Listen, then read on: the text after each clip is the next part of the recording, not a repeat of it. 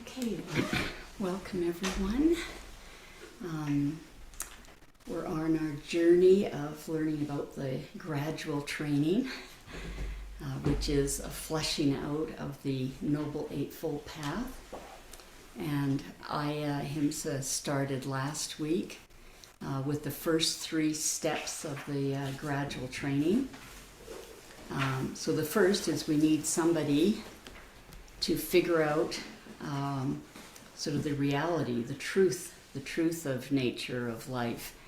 And we call that person a Buddha, because Buddha means awake. So somebody wakes up to the truth of reality. So that's step 1. We need somebody like that. And in our history, in our known history, we have the Gautama Buddha. So that's step 1. And of course, this person has to teach what they've discovered, what they've learned. And then the second thing is we have to be fortunate enough to hear the teachings. So thank goodness all of us here have had that chance, which is really wonderful. We've had an opportunity to hear the teachings. And then number 3 is the teachings somehow have to touch your heart in a way that you feel inspired to try them out, to try them on, to give it a go, to see if it does help decrease your suffering. So I'm talking today about the 4th step, which is morality. And I want to start with a little thought experiment. So those of you on Zoom, you're going to need to imagine that you're in a public place. So for this, I just want we're sort of going to imagine what it's like to be in a situation where people around us don't follow moral behavior. So those of you sitting here, or those of you on Zoom imagining yourself in a public place, just imagine what it'd be like to try and sit here and meditate, and you don't know if the person behind you could pull a knife and stab you. Or while you're meditating, they could creep downstairs and go through your pockets and steal your wallet, or go outside and steal your bicycle or whatever. Or it's dark out at night. What if you left the place and somebody jumps you and rapes you? Or just starts berating you, using really foul or harsh language. That'd be very unpleasant. Or finally, if they came to the group under the influence of drugs or alcohol, and they get in your car, and then you're walking home or biking home, and then they don't know what they're doing in the car, and then they crash into you and harm you or kill you. So that's the kind of situation that can happen if there's no moral behavior in the world. Anyway, I want to sort of undo this. I want the people in the front row, not you, but you 3 to turn around. And then Ryan and Silke, if you can turn around. And so Ryan, if you can connect with the 2 people behind you, and Silke, the other 2. So Christine, yeah, and Lisa with Christine. And, sorry, what's your name? Julie? Yeah, with Scott, and then Marilyn and Anna-Garika, and then Jocelyn and I. And then for those of you on Zoom, you'll just have to take turns. And what I want you to do is just look at your partner or partners. So some of you are in groups of 3. I want you to look them in the eye and very sincerely say, I care about you and I would never harm you.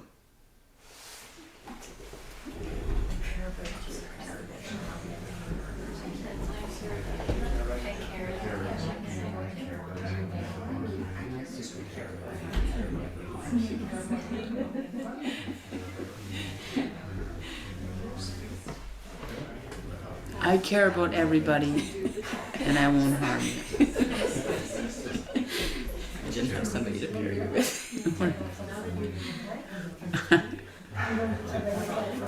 Okay, have you all had a chance? I just want to undo the thought experiment. Oh, yeah. Okay, when you're ready, you can turn around. Undo the thought. Is everybody okay? I didn't want to have anybody leave here traumatized.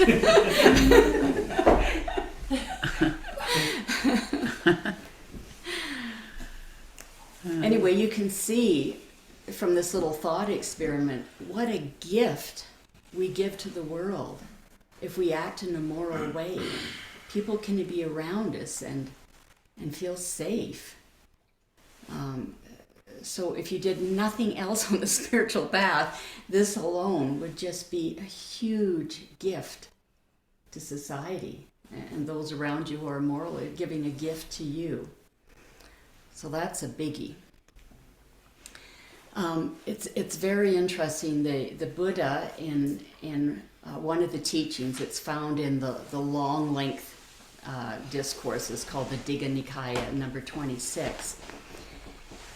And he talks about the dissolution of society. Like, he starts off with where you have a monarch, they call him a wheel-turning monarch, who rules very justly and harmony, doesn't go to war, has good social programs, like treats people well.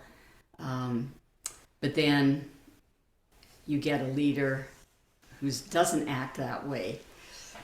And then the poor aren't taken care of. And it's quite interesting. The Buddha talks about the loss of morality sort of on a social scale is starting with people,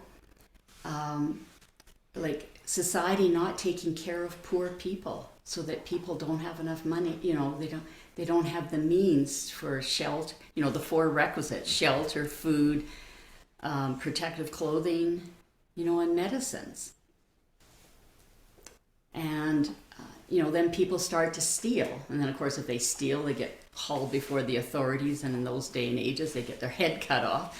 And so then people would start to kill because they thought, well, if I just steal from somebody and they catch me, they'll report me. So I'll steal from them and I'll kill them. And then they won't be able to go and report me. So then we've got stealing, we've got killing. But if somebody else sees them do it and takes them to the authority, then they lie. They say, who, me? I never did that. So now we've got lying in there. And then according to sort of the laws of karma, if we're doing a lot of bad things, one of the things that happens is when you're reborn, you're not so beautiful. So people are getting uglier and uglier because of doing all these bad deeds. So then covetousness starts happening, maybe your partner's kind of ugly and you see your neighbor's got, a beautiful husband or wife, and then now we're into sexual misconduct because you're coveting somebody who looks beautiful because there's all these ugly people because of all this dissolution of morality in the world. And on and on and on. So this is sort of the dissolution. And then he goes on in this sutta to talk about things just getting worse and worse and worse, where you're just using harsh speech and not trusting one another, and then not seeing others as yourself. Starting to see other people as sort of like beasts. And then it comes, Ajahn Sona called it the night of the knives, but actually in this sutta it's the week of the knives, where people have just become so immoral or, so frightened of everybody else and not seeing other people as sort of human like themselves. So not able to have any sympathy or compassion or understanding of the suffering of other people. It's just like, they're in this state of kill or be killed, and then people, it's just a slaughter. I guess this is the last 7 days, and people are just like kill or be killed. They're just slaughtering each other. So I think basically humankind wipes themselves out, except for a small group of people who still have, they realize this is not good, and they run into hiding when this sort of week of slaughter is happening. And then when the slaughter's over, they sort of creep out, and then they say to each other, okay, look, we have to have a pact, we're not going to kill each other. But they still have all the other immoral acts, but they're not going to kill each other. And then they realize, well, it's not very comfortable not knowing if you're going to get stolen from, or your partner's going to get, sexually molested or whatever. And so they just gradually start adding in all the other aspects of morality. And then the society works back up to having the wheel-turning monarch again, somebody who rules justly with harmony and care of the people. Anyway, so that was an interesting sutta, but interesting that it starts with not caring for the poor, not making sure everybody has the requisites in life. So, what a gift morality is. And morality is not just like don't kill, don't steal, don't use harsh language, don't misuse your sexuality, don't make yourself heedless with intoxicants. But it's also the opposite. Kindness, developing generosity, developing compassion. So when you're around people who have like a certain level of those qualities, they're just really comfortable to be around. You like being around them. You feel safe, you feel secure, confident with them. So remember, it's both. Don't do these things, but cultivate these other things: kindness, generosity, morality, compassion. And morality applies to all areas of our life: our actions, our speech, and our thoughts. So normally when we're developing morality, we're going to start with actions first. Not hitting people, not stealing things, not raping people. And then it comes to our speech, and that's probably where most of us are at, is being moral in our speech, not lying, not using harsh speech, not running people down, not dividing people by running people down. Not idle chatter, just useless chatter. So, speech. And then the final frontier is our mind, all those things we're saying inside of our mind. And so this is what we're, really spending a lot of time in our meditation practice on, is listening to what's going on upstairs, and stopping this negative speech we have towards ourselves or in our mind towards other people. Instead, having compassion, having understanding for ourselves and for others. So, what's a good reminder for us about what's moral or not moral in body, speech, and mind?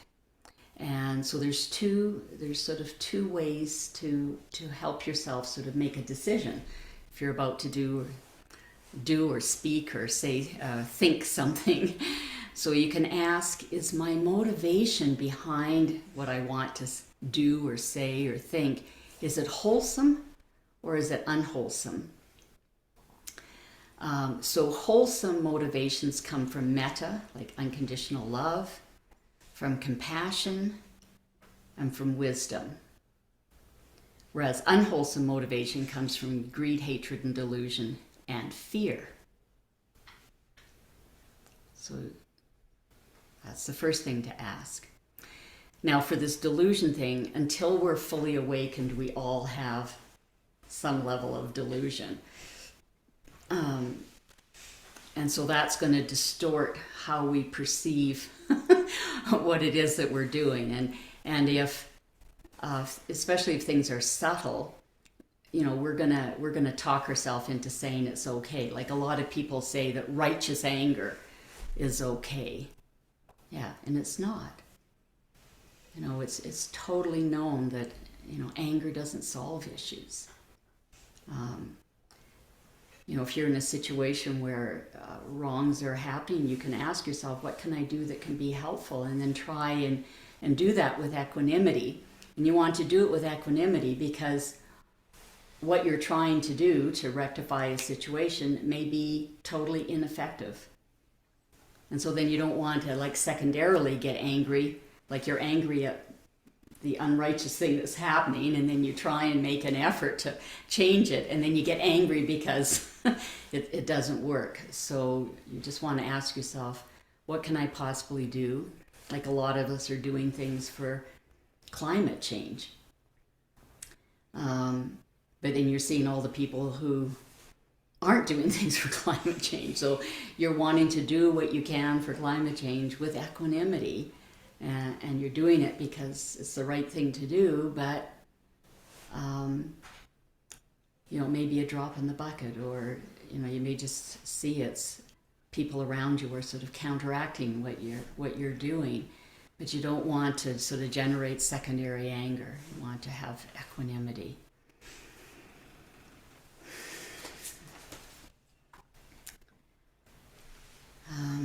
So number one, when you're trying to decide is what I'm about to do or say or think moral or not, you can say, is it coming from a wholesome or unwholesome motivation? The second thing is ask yourself whether what I'm going to do or say or think is of benefit or of harm to myself or to others or to both of us. Is this going to be beneficial or is it going to be harmful? We don't want to do things that are harmful.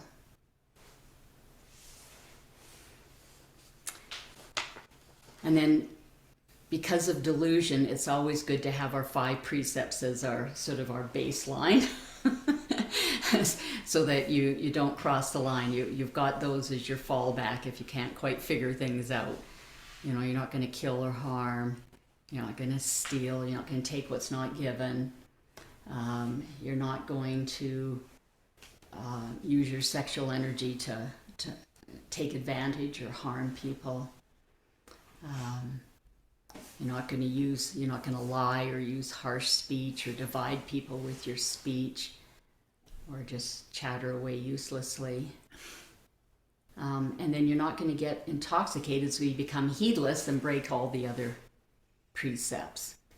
So you have that sort of as your baseline to help you out if your delusion is distorting your perception.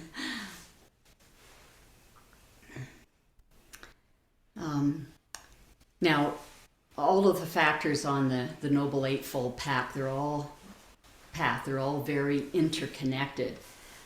So we're going to be using mindfulness to help us with our morality. Like, we need our mindfulness to sort of determine, is this wholesome or unwholesome? We need some effort to enhance our wholesome behaviors and decrease our unwholesome behaviors. We need patience so that we just don't act impulsively. We take the time to sort of figure out what's the most effective thing to say or do. And we need wisdom, which comes from being in contact with,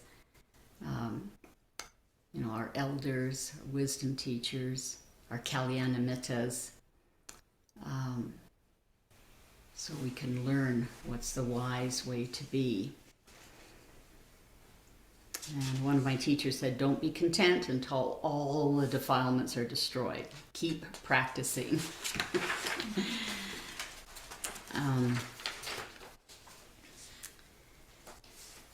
Now, I just came across a saying, looking at, the Buddha often talks about what is the proximate cause, like what is the closest cause of various things.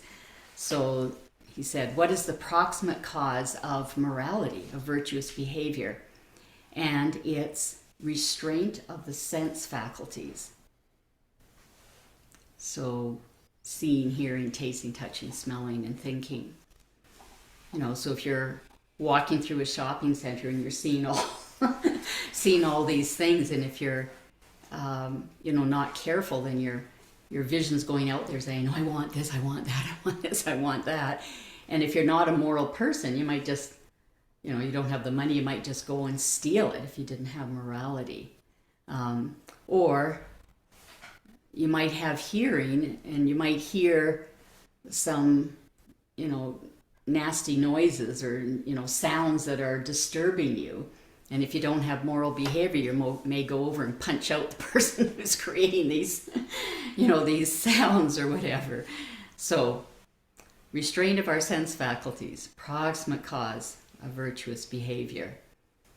And then virtuous behavior is the proximate cause of this stilling of our mind, the dropping into jhanas, which is the proximate cause of awakening, of insight and awakening. So pretty important. And then, going back from restraint of the sense faculties, which is the proximate cause of virtue behavior, the proximate cause of restraint of the sense faculties is hiri-ottappa, which is basically our conscience. Having a conscience. Now, I just wanted to end by going over one sutta that I know when I spent my 3-month reigns with Ajahn Brahm, he brought this sutta up a lot. I think it's one of his favorites. And he's basically saying that if you put in the effort, the wisdom, the mindfulness, all these other factors of the path, to improve your virtuous behavior, let go of the unwholesome things, encourage the wholesome. So acting, living in a moral way, which, as I said, also includes the positive aspects, kindness, generosity, compassion. If you make the effort to do that, then everything all the way up to awakening just unfolds naturally. So that's pretty encouraging. So I'm just going to read you the sutta. It's in Anguttara Nikaya 10, number 2. Meditators, an ethical person who has fulfilled ethical conduct need not make a wish, may I have no regrets. It's only natural that an ethical person has no regrets. When you have no regrets, you need not make a wish. May I feel gladness. It's only natural that gladness springs up when you have no regrets. When you feel gladness, you need not make a wish. May I experience piti, joy. It's only natural that piti arises when you're glad. When your mind is full of piti, you need not make a wish. May my body become tranquil. It's only natural that your body becomes tranquil when your mind is full of piti. When your body is tranquil, you need not make a wish. May I feel happiness, sukha. It's only natural to feel sukha when your body is tranquil. When you feel sukha, you need not make a wish. May my mind be immersed in jhana, in stillness. It's only natural for the mind to be immersed in jhana when you feel happiness, sukha. When your mind is immersed in jhana, you need not make a wish. May I truly know and see reality. It's only natural to truly know and see reality after your mind emerges from jhana. When you truly know and see reality, you need not make a wish. May I become disillusioned and dispassionate. It's only natural to become disillusioned and dispassionate when you truly know and see reality. When you're disillusioned and dispassionate, you need not make a wish. May I realize the knowledge and vision of freedom, that is full awakening. It's only natural to realize the knowledge and vision of freedom when you're disillusioned and dispassionate. Disillusionment and dispassion is the purpose and benefit of truly knowing and seeing. Truly knowing and seeing is the purpose and benefit of jhana. Jhana is the purpose and benefit of sukha. Sukha is the purpose and benefit of tranquility. Tranquility is the purpose and benefit of piti. Piti is the purpose and benefit of gladness. Gladness is the purpose and benefit of not having regrets. Not having regrets is the purpose and benefit of skillful ethics.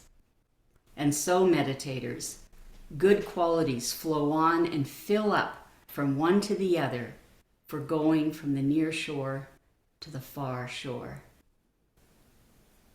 And the near shore and the far shore, that's the analogy for awakening. Okay. I'll stop there and open up for discussion. Yes, Rod. Explain a little more what it's meant by dispassionate. Say a bit more about that. Yeah.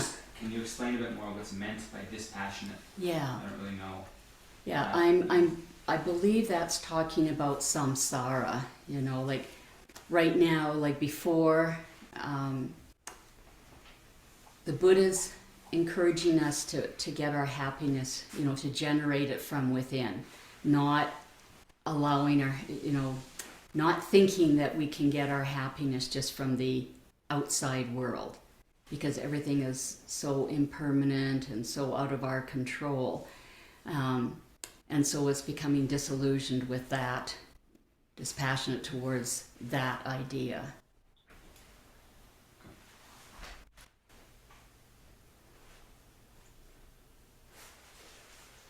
If you're on Zoom, you'll have to wave your hand to catch my attention. Oops. And I can't see all of you. How do I do this? If you have a raise hand feature, I think that puts you to the end of the front of the line where I can see you. Or you can just speak out. Maybe that's the easiest thing, just unmute and speak out, because I don't see everybody's little picture.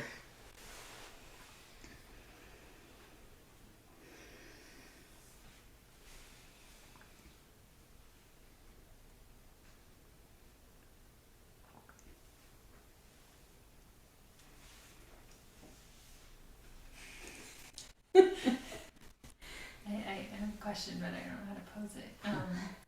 Like, there's lots of nuance in morality, and what's right and what's wrong, and in different cultures and different places. How does... Yeah, the Buddha, that was sort of in some of the suttas I read, he talked about sort of local customs. Yeah. But I was thinking about that sometimes that can be repressive. Yeah, so it's very nuanced. What do you mean by repressive?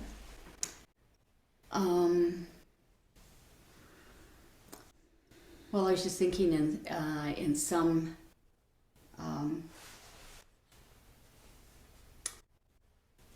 like some things that we may consider perfectly fine because there's no harm being done.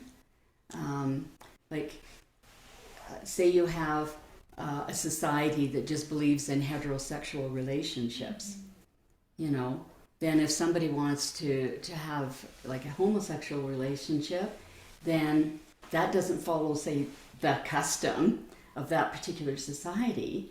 But so I would see that as very repressive because I don't see any harm being done, right? So it's nuanced.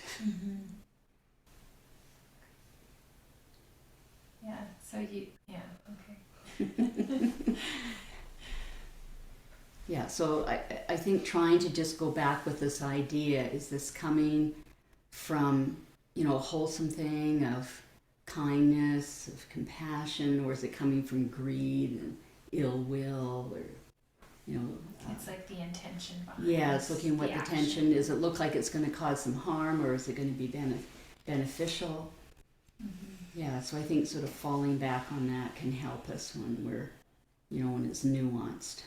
Because if I think of waste and somebody wants to buy excessive things over Christmas, Yeah. to me that seems harmful. Yeah, But to another it seems really giving and thoughtful and kind. yeah. So, Yeah, so then, but you have to follow your heart. right. I mean, yeah. you can't, you don't have control over the other person, but you just follow Right. what's right. Yeah, you follow your heart. Right. So like ignorant in positive intuition is from that individual, I guess, morally good. Like So- if that individual thought it was a good intention. then- Yeah, if they're thinking about giving to somebody, to make them happy, then their motivations Are is good. But as I said, we all have some delusion, so they may have some delusion about, right. Okay. how the way they're going about doing that is also causing harm to the earth. But yeah, so their intention is coming from a good place, but there's some delusion there. We could sort of frame it that way. Right. Okay. We look at our monastics, and they're living a very renounced life. They're not doing all the extra packaging. Mm-hmm. So they're an example for us. And it depends on. Sorry, I'm going on, but the scales, like maybe climate change and our concerns with climate change are delusional as well. If we look on different time scales, I think that's where I believe in, but I think a geologist would probably combat their intentions being somewhere else, or I don't know. Yeah. Yeah. Yeah. It's not easy. Mm-hmm.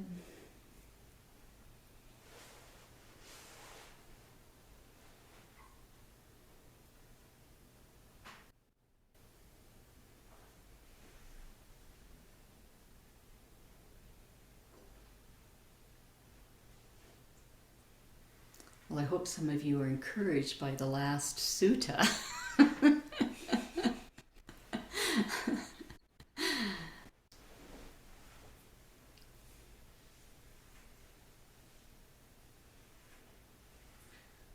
The climate change is sort of a bit complicated, isn't Mm-hmm. it? When we think about what a lot of us would define as greed, others may define as providing for their family. And that's like a values Mm-hmm. question. So it's really kind of hard to put your finger on what's right and what's wrong. I find that, even though we can recognize climate change as an issue, people are in a lot of ways doing good towards something that is also harmful. And it can be wholesome, and yet unwholesome. That's the delusion It piece. can be both. Yeah. Then doesn't the Buddha also talk about taking care of the earth? A few weeks ago, that kind of came up in discussion about climate change and Yeah. that the Buddha had teachings about taking care of the earth, Yeah, being respectful of the earth. Yeah, he certainly several times brings up, careful of where you put your garbage, and yes, definitely. I do like this. What really resonated with me is this very concrete question when it comes to morality. Is for me, it kind of moves away the concepts of good, bad, or right, wrong, but to ask, is this harmful or beneficial? Like, is this doing harm or of benefit to myself and Or others, yeah. Yeah, it's really something to just really be mindful of or to ask. Mm-hmm. Yeah. There's also the framework of intention versus impact, which is also very useful. So we have an intention to be helpful or supportive and not cause harm, and that's the intention, and that is wholesome. And then you embark on something, and then you're getting feedback from someone. This actually isn't supportive for me. This is not helpful. The impact. And so, and in having those kinds of discussions, having the framework of intention versus impact is also really fruitful. Because since I've been a nun, I've had the privilege and experience of living in community, like beyond me and my children, like community of like basically random individuals, and I've watched these interactions where someone says, "Oh, that made me feel left out," and then the person comes back with, "Oh, no, that wasn't I didn't mean to leave you out at all. No, that's not at all what I meant." And then they're just talking like it doesn't matter what you meant in that moment. You need to hear, "Oh, that's how it felt for you, that you weren't included. Period." And then maybe even in a different discussion or later, like you check in with that person. Oh gosh, okay, I see that. And I see when I use this kind of language, or when I, turn my body in this way, or when I only say the names of so-and-so and so-and-so and not your name, that's how it makes you feel. And you need to make sure that they've been heard. Then you can come forward with, "Oh gosh, the irony is that was like, that's exactly, I was trying to include you, but clearly I failed." But and then hopefully that person feels heard, so then they can start to trust that person, that's how it felt for them, but that's actually not what they intended. Is that clear? It's really useful language. In impact versus intention. Yeah, that really supports that question, the concept around delusion as well, because I might be able to answer, well, is this going to harm or benefit myself or others? But that perspective Yes. could be based in delusions Yeah. that I just don't see or haven't grasped yet. So Yeah, the Buddha talks about, looking at your motivation, your intention before you do something, and then while you're doing it, noticing what's happening, like the feedback I was saying, and then after it's completed, what was sort of the outcome, to help you to learn. right, yeah, it's really helpful. Yeah, The classic example from my life is with my adult daughter. I'll go visit and I think I'm being so helpful. I'm doing the dishes and maybe vacuuming and cleaning the bathroom. Completely insulting to them. They're like, what? Give me a break. Like, you don't think our house is clean enough? Like, it's like so not helpful. It's so me over functioning, invading. It's not like not helpful, it's hurting them. And so then you start to realize what is your real intention? Is it to push your way, and stay really strongly identified with this idea about yourself as a helpful person? Or is it to actually be in this alive feedback relationship where you truly do want to support this person? And so then you're going to start asking, so what are ways that would be supportive? You going to your room? Okay. Yeah. Yeah.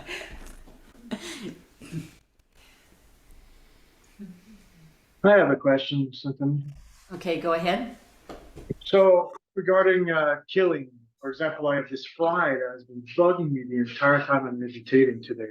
And I don't want to kill it, but eventually my anger goes and I kill it. Or, for example, I buy chicken and I feel I don't kill the chicken, but it's been killed by somebody. I feel bad about eating the chicken. How do you go with life? Like another example, I had to put my two dogs down a few weeks ago. I feel so much hurt, but where's the morality here? Where can I kill the fly without feeling bad? Can I eat a chicken without feeling like I've been killing?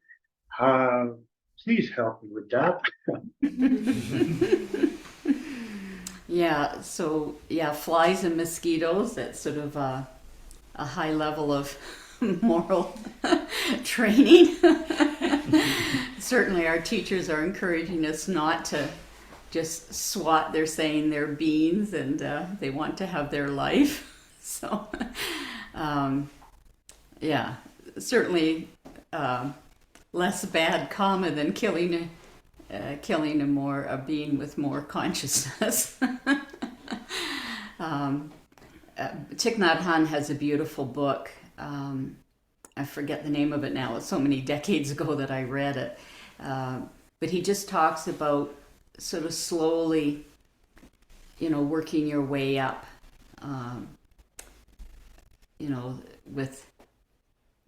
with non-harming, so that it eventually does include that annoying fly. Yeah, and in Buddhism,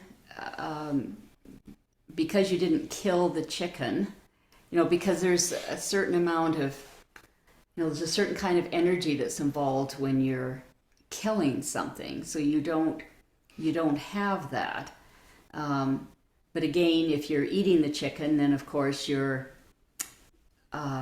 supporting the practice of other people having to raise and kill those chickens. So again, I think as your consciousness starts to get raised about this, you can consider to slowly cutting back on, your meat-eating meals. If you're feeling some sensitivity about this. Yeah, if I can look up that book and maybe next week tell you the title of it. It was a very, very beautiful, helpful book by Thich Nhat Hanh. But I guess when I finish by killing the fly because the anger got to me, then I feel kind of bad about it, right? So my karma takes a beating on that. I mean, how do I feel about this? It's kind of a Yeah, that's called immediate karma. You were experiencing the karma immediately, feeling the remorse or, feeling bad. And so you just want to remember that it didn't feel good, and so then the next time there's a fly, you may try and open the door and shoo it out the house or something. Take the time to do that rather than swatting it, or catching it in a jar and taking it outside. So that's how our morality can grow in these ways. It's just, really, part of mindfulness is memory, like remembering how that felt to, have ended the life of that little fly. I didn't kill it. It's still around me, bugging me. Oh, okay. I'm just saying. Laurent, it's good that you're seeing that usually it is, anger and aversion that leads to killing of things. And that's where your two dogs, it's different. Killing's never, a good thing, but the karma is a lot about the intention. So it'd be mixed, because your intention with your dogs was not anger at all. Probably very much compassion. So that would be mixed. Well, thank you.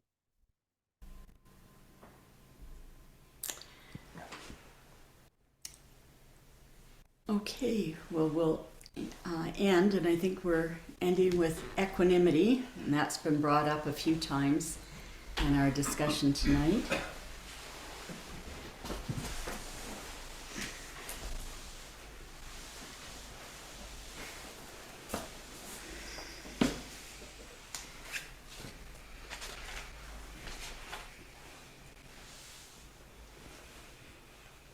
So first of all, if you want to bring to mind a neutral person, so somebody you don't have strong feelings of love or hate towards, and send these phrases to them. You are the owner of your karma. Your happiness and unhappiness depend upon your actions, not upon my wishes for you. I care for you as a suffering human being, but I cannot keep you from suffering. I wish you true happiness, but I cannot make your choices for you. Now bring to mind someone who's been very supportive of you and send the phrases to them. You are the owner of your karma. Your happiness and unhappiness depend upon your actions, not upon my wishes for you. I care for you as a suffering human being, but I cannot keep you from suffering. I wish you true happiness, but I cannot make your choices for you. Now think of a friend. The previous person was a friend. Think of another friend and send the phrases to them. You are the owner of your karma. Your happiness and unhappiness depend upon your actions, not upon my wishes for you. I care for you as a suffering human being, but I cannot keep you from suffering. I wish you true happiness, but I cannot make your choices for you. And now bring to mind somebody that you have a difficult relationship with and send the phrases to them. You are the owner of your karma. Your happiness and unhappiness depend upon your actions, not upon my wishes for you. I care for you too, as a suffering human being, but I cannot keep you from suffering. I wish you too true happiness, but I cannot make your choices for you. And now we send the phrases to ourselves. I am the owner of my karma. My happiness and unhappiness depend on my actions, not my wishes or hopes. I care for myself, and I am determined to follow the path of peace, the Noble Eightfold Path. I wish myself happiness, and I am determined to make skillful choices. All beings are owners of their karma. The happiness and unhappiness of all beings depends upon their actions, not upon my wishes for them. I care for all beings as suffering beings, but I cannot keep them from suffering. I wish all beings true happiness, but I cannot make their choices for them. May the merit of our practice be shared with all sentient beings, named and unnamed. Therese, Elise, Blair, Alex, Russell, Rose, Harry, Janice. May all beings be well and happy. Thank you, everyone.